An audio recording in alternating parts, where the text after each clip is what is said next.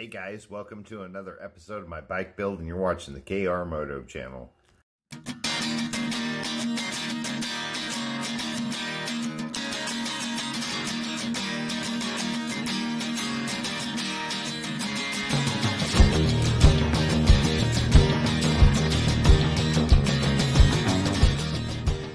Okay guys, remember when I told you I got to take my starter clutch out? So here's the deal. So I'm going to show you this here real quick, and this is the tool right here that I bought, and what it does is it threads on there on the starter clutch on the flywheel or harmonic balancer or whatever you want to call it, but it's the flywheel because of the stator. But anyways, if you look in there real closely, you see where it's all rounded out right there? That's as far as the threads go on the actual pulley that you screw this down to. And then on the end of this, there's a bolt that goes on the end of this that you tighten up, and it just pulls it off. Well, instead of it pulling off, it pulled the threads off. I paid 40 bucks for this thing online, and it's supposed to be a Suzuki tool. And obviously the people that sent it to me, I just sent them an email and telling them it was crap. And it is crap. So basically what I'm doing is I'm using like a harmonic balancer puller from for a 4-cylinder, and what it does is it grabs a hold of it, and I'll show you that here in a second. Okay guys, so this is what I'm working with. So this is Suzuki's OEM right here. That's why you want to use this right here, and then this actually screws on in here. So when I put the bolt in there, there's a bolt that goes in there, and I used a 1/2-inch impact on it, just barely tapping it. I screwed it all the way down on there, okay, and I used 1/2-inch, just like bumping it, bump it, and it just started pulling this away, and it stripped all the threads out. You see that shit? Look at that. It just stripped it right off. It's a junk part. And I'm not mentioning any names, but it's a junk part. So basically what I'm using over here is this right here. And the method that I was using is there was 2 of those on there with the end. It says in the book that you can use one of these as long as you don't care about screwing up this. And I don't. I don't care if I screw up the flywheel or harmonic balancer or whatever you want to call it, because I have this all brand new. I have brand new stator, all this shit in here, brand new starter clutch and the gear. So I don't give a shit. So you can see what it did here is it rounded out the hole. Well, the holes over here, they're off center, so they're offset. So when I go to screw this part in there, it's like, instead of going straight, it's doing this. It's walking. So basically what I'm doing now is this is really hard steel. So I'm drilling holes down in here symmetrically. So one here, and there's already a hole drilled down here that'll fit that. And this offset one, I could set that 3rd finger onto, so it's just gonna hold it. So basically that's what I'm doing to get this damn thing off. I mean, it's a pain in the butt. I need to get it off and put that on there, and then my plans are, like I said earlier in my other video when I was riding, I have all my parts coming on Monday and Tuesday, and I just want to get this done and get this put on the bike so it's set up, and I can put the starter on it and get the casing on it and just start worrying about the other side, the counter shaft sprocket, and that's down here is where your gear, there's a little spring that goes in here with a peg. It rides on a wire like a 4-prong thing, and that's my gear selector. So I got to get that set up, but yeah, so I just been kind of battling this. I've had to take my drill, this drill here, and go each size at a time, and I'm just drilling it down in there, So I can set this in here and start pulling it again. But we're going to use 3, and the holes ain't beveled out like this. I kind of wore them out. Like I said, they were offset, so it's like pulling this way and the other one's pulling the other way, so it won't help me pop it off. But that tool that I ordered for $39 on eBay, it totally sucks. So just be careful with what you guys are, you know, ordering online. But I'll be back, and hopefully I have this thing off of here. Okay, I got the holes drilled. You can see in here and up in there. In this point here, I am using a different puller. I had to get a different one because the hooks are more prominent on this one. So I had to get a different puller and use this. And basically what I'm going to do is I'm going to put some heat on this and down in here and squirt some more like that WD-40 stuff in there. So I can't hold the camera while I'm doing this, so basically that's how it's set up. Otherwise, if you're going to reuse this thing, you can't do it this way.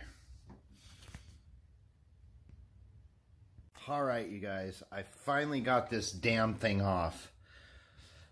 I didn't think I was ever going to get this off. I started this video 2 days ago, and it took me 2 days and 10 hours to get this thing off. So basically what I started with is I started with one of these tools like this.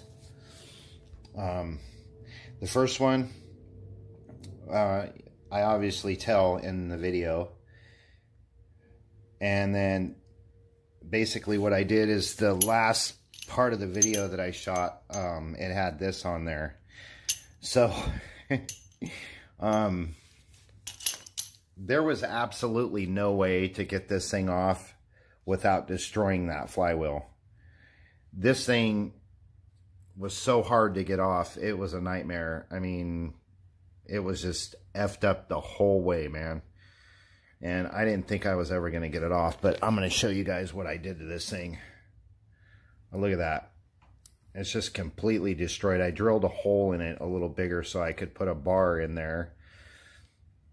And it's obviously bent the shit because this down here, it was pulling on it, but it was bending the flywheel down itself. And you can see the grooves that it was putting in the back of this thing. And basically what I did yesterday is I started with this. First of all, I just want to say that I ordered another one of these.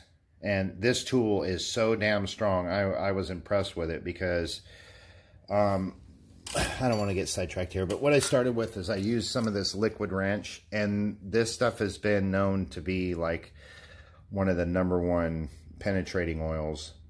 And it did penetrate it because once I popped that off there, I stuck my finger down in there and it was soaked with this stuff. So it did penetrate the crankshaft to the flywheel. And before I was using some WD-40 and spraying it on there. But, and the reason why you guys all know if you've been watching my videos is because of that chipped tooth. And then I got to looking even further, and if you look, that is a crack right there. That is a fracture. There is another fracture right, come on, get in focus there. You can see it right there. You see that? It's kind of in a half moon shape right there, right by this right here. There's the crack. So I had to change this. I mean, the bearing doesn't look too bad. The needle bearing, it looks to be in fairly good shape, which is a shame. But I do have another seal to put in here, and I have a way of getting this out, and I have a special seal driver that I'm using to put in that, which is a piece of 2 1/4 PVC pipe that costs $3. But what initially happened is I tried using this, and it just started mushrooming that thing. So I was like, okay, I'm going to get another tool. I'm just going to go to somewhere else, get another tool. I'm working on getting my money back for the other thing. But honestly, I don't think I'm going to, because I think that was on there so hard. But Then again, I want to because the metal was weak in the other one. That one, it didn't do shit to the threads in the inside of it, but it did do this. I started torquing down on that thing, and look at that. Let me get up against this here. You can see that thing's bent and it's mushroomed on the top. And it did this morning. So what I did is I went down to my local hardware store in town here, and I picked me up, this is a grade 8, it's a 16 mil, and I do believe it's 150 pitch. So like Aces Hardware or whatever, but I went to Park Rose, and then I just kept working on it, man. I just was patient with it, and everybody that said they would have problems with sticky flywheels had the same issue. They've broken 2 or 3 of these things off. Not necessarily this bike here, but like they were doing outboard motors and stuff that get stuck real bad. But let me see if I can get this camera into focus. But you could start seeing it swell on the very end of there. It started just pushing the metal down. So I was like, the hell with this. I'm taking this thing off. I've been there, done that, knew what was going on with the first one. Stuck the second one on there. And finally, I put my torque wrench on there after using this here. And using this. I was afraid to use heat and put heat on this, but what I was doing is I was heating up this part down here, down inside here, which was heating up this. And so these cranks on these GS 1100Es, this is an 83, they're very, very strong. I've never heard of anybody breaking one of these cranks before, ever in my whole life. But I was concerned about this seal right here, like melting or whatever, and getting down inside, because that's one of the main bearings right there, and I was worried about that. So I do have this seal to replace this, and I have to pop this out and put the new seal in there. But I was worried about that, and I didn't realize, okay, it's not even touching the crankshaft, it's only sealing around the bearing and around the flywheel. So just look in your book and check it out. But I got this thing, it's hot as hell, like 4 or 5 times with this thing. I did use a heat gun on there and it wasn't doing any good, but this torch here, it worked awesome. This thing, it heated up within like 2 or 3 minutes, and it got super hot. And then I just let it sit with this stuff. I kept leaving it sit, and I did leave it sit overnight. And then I put some more on it and just kept on it. And then finally I got it broken loose after using my torque wrench and this thing here to hold. I put it one of these holes in the hub to hold it, to keep it from turning the crank over. But you can see here, what's this, Newton meters? This is foot pounds. So if I can get this thing to focus. So there you go. I used 136 foot pounds to bust that thing loose. This was 90. So, but yeah, I'm stoked, guys. So anyways, I'm probably going to wrap up my video. If you guys are trying to take a flywheel off of a 1983 Suzuki GS 1100E, it's going to be this way from an 80 to probably an 83. They're pretty much the same.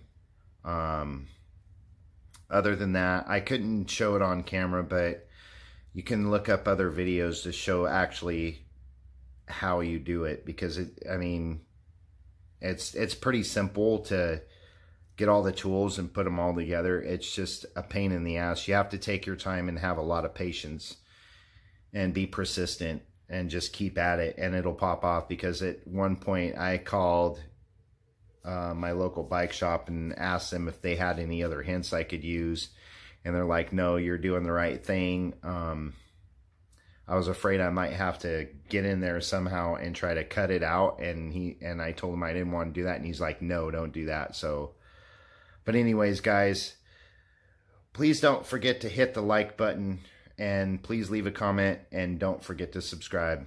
Thanks for watching. Peace.